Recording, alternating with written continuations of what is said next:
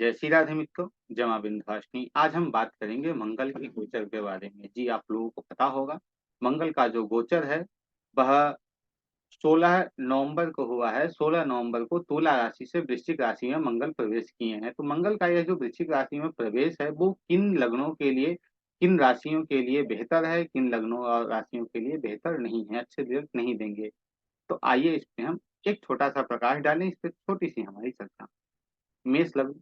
मेष लग्न के जो जातक हैं, उनके लिए यह मंगल का जो ट्रांजिट है, वो ठीक रहेगा, परंतु कुछ पहलुओं में ठीक नहीं है। जो ज्योतिष, मैन्युफैक्चरिंग, इन सब संबंधित काम करते हैं, जो रिसर्च से काम करते हैं, रिसर्च संबंधित जो कार्य कर रहे हैं, वो जो सॉफ्टवेयर डेवलपमेंट का काम कर रहे हैं, जो किसी भी चीज़ को डेवलप करना चाह रहे हैं, उनके लिए ये बहुत अच्छा संयोग है, बहुत अच्छे योग हैं। उनके लिए ये जो 40 दिन है, वो बहुत बेहतर रहेगा। लेकिन जो इन सब कार्यों से नहीं जुड़े हुए हैं, वैसे जातकों के लिए दुर्घटना की संभावना हो सकती है, क्योंकि मंगल और 8वाँ भाव दोनों ही दुर्घटना के कारक हैं। मंगल अपनी 7वीं दृष्टि से कहाँ देख रहे हैं? दूसरे भाव को, मारक स्थान में बैठे हैं, 7वीं दृष्टि से मारक स्थान को देख भी रहे हैं। 8वीं दृष्टि, मंगल की 8वीं दृष्टि भी होती है। 8वीं दृष्टि वो तीसरे भाव को देख रहे हैं, जो त्रिषराय है, और मंगल अपनी 4थी दृष्टि से भी 11वें भाव को देख रहे हैं, जो त्रिषराय है।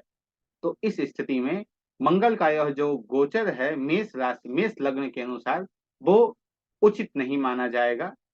यदि आप हनुमान जी के शरण में जाते हैं, क्योंकि हनुमान जी इनके क्या हैं? कारक हैं। हनुमान जी के शरण में जाते हैं, कार्तिकेय के शरण में जाते हैं, क्योंकि मंगल सेनापति हैं, कार्तिकेय भी सेनापति हैं। तो कार्तिकेय के शरण में जाते हैं, हनुमान जी के शरण में जाते हैं, उनकी आप आराधना करते हैं, उन कष्टों से आपको निश्चित ही छुटकारा मिल जाएगा। आइए बात करते हैं वृषभ लग्न। वृषभ लग्न, यदि वृषभ लग्न की हम बात करें, तो वृषभ लग्न के जो जातक हैं, उनके लिए यह कहाँ चले जाएँगे? 7वें भाव में चले जाएँगे। 7वाँ भाव क्या है? बिज़नेस है।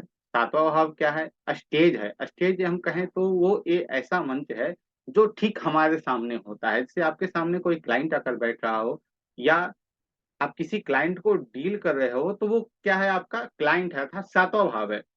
तो आप मंच पे जाते हो, मंच के ठीक सामने जो व्यक्ति बैठे होते हैं, वो 7वाँ भाव है।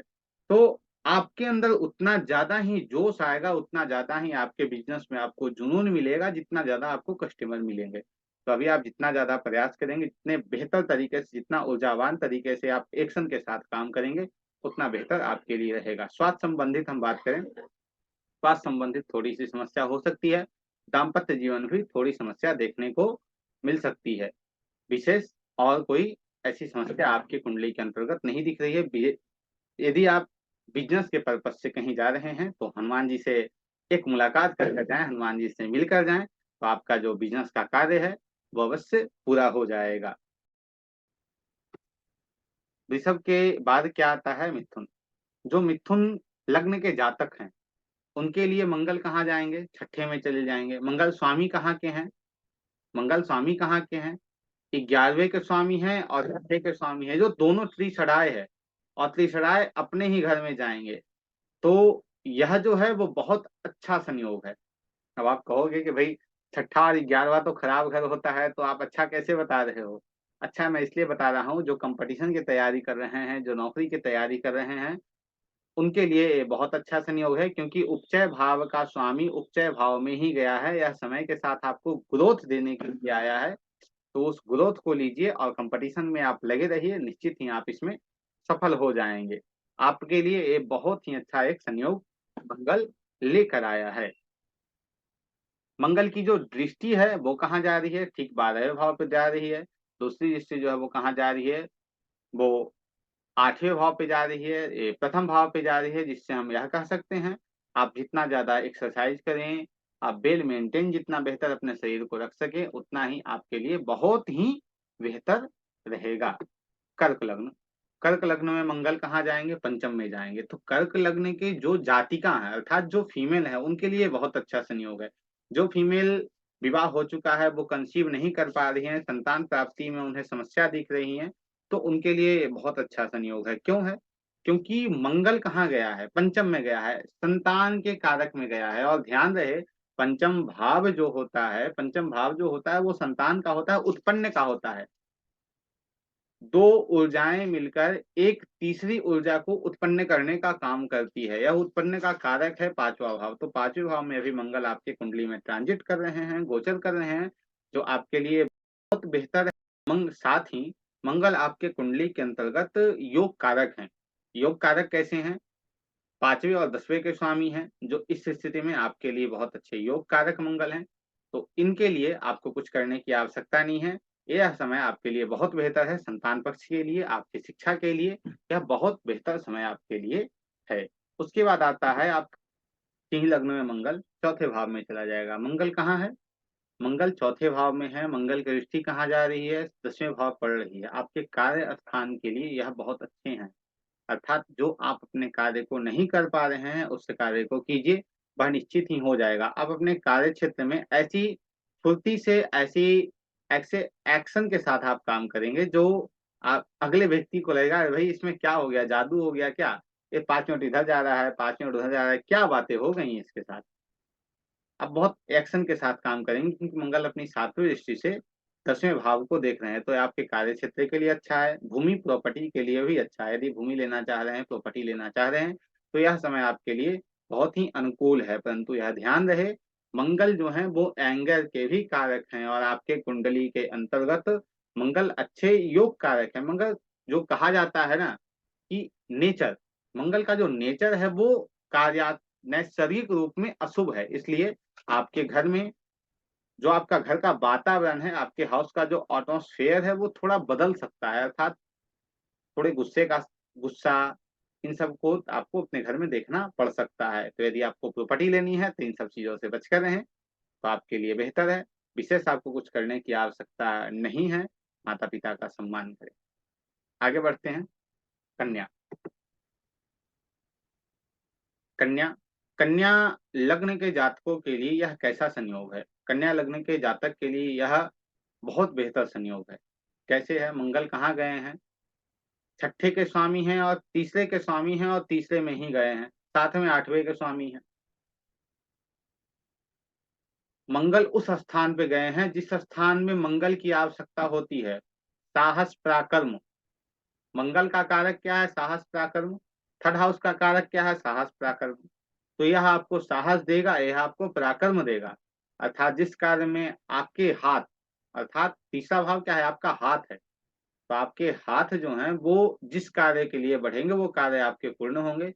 उस कार्य में तेज़ी आएगी, उस कार्य में आप एक्शन के साथ काम कर पाएँगे। ख़ासकर डॉक्यूमेंटेशन, डॉक्यूमेंट संबंधित कोई समस्या आपकी चल रही है, डॉक्यूमेंट वग़ैरह कोई आपका रुक गया हो, जो नहीं बन पा रहा हो, इसमें आप लग जाएँ। और ख़ासकर ज़मीन संबंधित कोई डॉक्यूमेंट आपका जो है वो रुका हुआ है, वो काम नहीं बन पा रहा है, उसमें आप लग जाएँ। लगभग 36 से 40 दिनों के अंतर्गत यह आपका कार्य जो है वो सुनिश्चित हो जाएगा। आपके लिए कोई उपाय करने की आवश्यकता नहीं दिख रही है। विशेष स्वास्थ्य पे भी ध्यान रहें क्योंकि मंगल त्रिषणाय के स्वामी होकर त्रिषणाय में तो गए ही हैं, लेकिन 8वें के भी वो स्वामी हो रहे हैं, आपके कुंडली के अंतर्गत कन्या लग्न के अंतर्गत। इसलिए थोड़ा स्वास्थ्य संबंधित देने की स्वास्थ्य पे थोड़ा ध्यान देने की आपको आवश्यकता है। और यदि आप ज्योतिष से जुड़े हैं, तो आपके लिए बहुत अच्छा संयोग है। ज्योतिष पे प्रैक्टिस करते रहें। ज्योतिष पे जितनी आप ऊर्जा लगाएँ, उतना बेहतर आपके लिए रहेगा, उतना बेहतर परिणाम आपको देखने को आपकी कुंडली के अंतर्गत मिलेंगे। अब बात करते हैं तुला लग्न। तुला लग्न जैसे मेष लग्न की हम बात कर रहे थे, मेष, वैसे ही तुला की बात करेंगे। मेष लग्न में भी जातक के कुंडली के अंतर्गत मंगल जो यह गए हैं, वो उचित नहीं गए हैं। वैसे ही तुला लग्न में भी मंगल दूसरे भाव में गए हैं। दूसरा भाव जो है वो मारक है और दूसरे से ठीक सामने जो है वो 8वां भाव वो भी मारक है। तो ये दोनों थोड़ा धन आपको दे सकता है क्योंकि मंगल दूसरे में गया है, धन आपको दे देगा, धन लाभ करा देगा। लेकिन आपको पीड़ा भी देगा, कष्ट भी देगा, परिवार संबंधित कष्ट देगा। साथ ही आपको थोड़े कष्ट हो सकते हैं, शारीरिक कष्ट भी देखने को मिल सकता है, स्वास्थ्य संबंधित भी कष्ट आपको देखने को मिल सकता है। और मंगल की जो दृष्टि भी जा रही है, वो इन सब भावों पे ही जा रही है, 7वें पे जा रही है, 8वें पे जा रही है। मंगल लॉर्ड भी हैं जो 7वें के हैं और दूसरे के हैं, तो इसलिए आपको थोड़ी विशेष स्वास्थ्य पे ध्यान देने की आवश्यकता है। विशेष हम बात करते हैं वृश्चिक, जिनमें स्वयं मंगल गए हैं। वृश्चिक लग्न के जो जातक हैं, उनके लिए मंगल ऊर्जावान है। लग्न जो है वो आपका स्वयं है, आप स्वयं लग्न हो, तो यदि आपके सामने, आपके सम्मुख, आपके कुंडली में लग्न पे मंगल गए हैं, तो आप ऊर्जावान हैं, आप में ऊर्जा अत्यधिक होनी चाहिए, आप उस ऊर्जा का अच्छे कार्यों में प्रयोग कीजिए। परंतु देखा जाता है कि कुछ चीज़ें जो होती हैं वो अनबैलेंस भी हो जाती हैं, अर्थात मंगल जो है वो अग्नि तत्व हैं। यदि आप पहले से ही ऊर्जावान हैं और इतना ऊर्जा और ऊपर साथ में आपको मिल गया, तो चीज़ें हैं जो हैं वो थोड़ी कष्टदायक हो सकती हैं। क्यों होंगी? जैसे पहले से आप ऊर्जावान हो ही, मंगल स्वयं वहाँ हैं ही और मंगल फिर एक्टिव भी हो गए। एक्टिव होन कर कहने का तात्पर्य हमारा है कि मंगल जो हैं वो यहाँ पुनः ट्रांजिट में आ गए हैं। तो इसके लिए आप क्या करोगे? ज़्यादा ऊर्जा आ जाएगी। ऊर्जा अर्थात गुस्सा भी आएगा। गुस्सा में आप किससे झगड़ पड़ोगे, झगड़ोगे तो कोर्ट केस होने की भी संभावना हमें अभी आपके कुंडली के अंतर्गत दिख रही है। तो ऐसा ना हो कि ऐसा हो जाए, इसलिए अपने गुस्से पे कंट्रोल रखें, अपनी ऊर्जा को सही दिशा में लगाएँ जो आपके लिए बेहतर रहेगा। मंगल धनु लग्न की कुंडली में कहाँ गए हैं? व्यय भाव में गए हैं। अब आप बात करोगे कि व्यय भाव, व्यय अर्थात जो इनकी ऊर्जा है वो व्यय हो जाएगी, परंतु ऐसा नहीं है। व्यय स्थान में जो भी ग्रह जाते हैं वो कभी खर्च होते ही नहीं है। इसलिए कहा जाता है शुक्र यदि 12वें भाव में या 12वीं राशि में बैठा हो, तो उस व्यक्ति के पास धन प्रचुर मात्रा में होती है, क्योंकि आप व्यय व्यय करते जा रहे हो परंतु वो आते जा रहा है। आय है तो व्यय है, इसे ध्यान दीजिएगा। आय है तो व्यय है, आ रहा है तो आप दे रहे हो। यदि आपके पास आएगा ही नहीं तो आप दोगे कहाँ से? इसलिए मंगल 8वें में जा रहा है तो आपके लिए यह उचित है और विशेष कुछ करने की आवश्यकता आपके कुंडली के अंतर्गत नहीं दिख रही है। आपके शिक्षा के लिए यह बेहतर संयोग है। यदि आप बाहर विदेश पढ़ना जाना चाहते हैं, तो आप जा सकते हैं। धनु लग्न के जातकों के लिए यह विशेष संयोग है कि आप बाहर पढ़ने जा सकते हैं, यदि आप प्रयास करें तो। ठीक है? अब बात करते हैं मकर लग्न। मकर लग्न में यदि मंगल प्रवेश करते हैं तो यह आपके लिए क्या हो रहा है? मंगल जो है वो मकर लग्न में एकादश भाव में चले जाएंगे। एकादश भाव क्या है? सोशल सर्कल है, आपके फ्रेंड हैं। जिन जिन लोगों से आपकी बातचीत नहीं हो रही होंगी, जिन फ्रेंड से आपकी बातचीत नहीं होगी, उनसे आप संपर्क करोगे। उनसे आपकी चीजें जो है वो बेहतर आप करने का प्रयास करोगे, उनसे अच्छे संबंध स्थापित करने का आप प्रयास करोगे, उनसे आप मिलोगे, सोशल एक्टिविटी आप करोगे। अभी आप सोशल एक्टिविटी में ज्यादा विशेष जुड़ भी पाओगे। आगे कुंभ। कुंभ लग्न में यदि मंगल है तो वो क्या कर रहे हैं? कुंभ लग्न में मंगल कहाँ जाएंगे? दसम भाव में जाएंगे। दसम भाव क्या है? सरकार है, हायर हायर अथॉरिटी है, गवर्नमेंट है। ये सब चीजें क्या है? दसम भाव है। साथ आपका कर्म भी है, कर्म स्थान भी है, जहाँ से आप कर्म करते हो। आपका प्रोफेशन भी है, तो आपके प्रोफेशन आपके कर्म क्षेत्र में यह बहुत ही अच्छा एक संयोग लेकर आ रहा है। यह एक ऊर्जावान आपको बनाएगा और साथ ही आपके कार्य स्थान पे आपसे विशेष कार्य कराने को सक्षम रहेगा, क्योंकि कभी होता है कि शरीर जो है हमारा वो थक जाता है, वो काम नहीं कर पाता है। लेकिन अभी जो ये 40 दिन आपके लिए हैं, वो बहुत अच्छे हैं, आपके कार्य क्षेत्र के लिए बहुत अच्छे रहेंगे। आप अपने कनेक्शन को बनाएँ। कनेक्शन को बनाने का तात्पर्य है आप आपके जो डॉक्यूमेंट संबंधित काम रुके हुए हैं कर्मस्थान के अर्थात आपके प्रोफेशन के, उसे आप ठीक करें। या अच्छे अच्छे संयोग हैं, ये ठीक हो जाएँगे। उसके साथ आपको करने की क्या आवश्यकता है?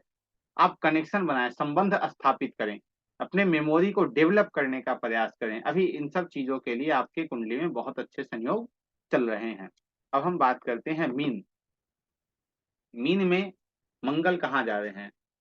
मीन में मंगल जो है वो नवम भाव में जा रहे हैं, जो एक एस्ट्रोलॉजर के लिए तो बहुत अच्छा है और साथ ही आपके भाग्य के लिए भी अच्छा है। भाग्य के लिए कैसे अच्छा है? नवम भाव में मंगल गए हैं। नौवें भाव में मंगल को जाने के अनुसार यह कैसे फलित हो रहा है वह देखिए। भाग्य आपका है। भाग्य जो होता है वो किनके? भगवान के हाथों में तो होता है, लेकिन अभी जो भाग्य है वो आपका हनुमान जी के हाथों में है।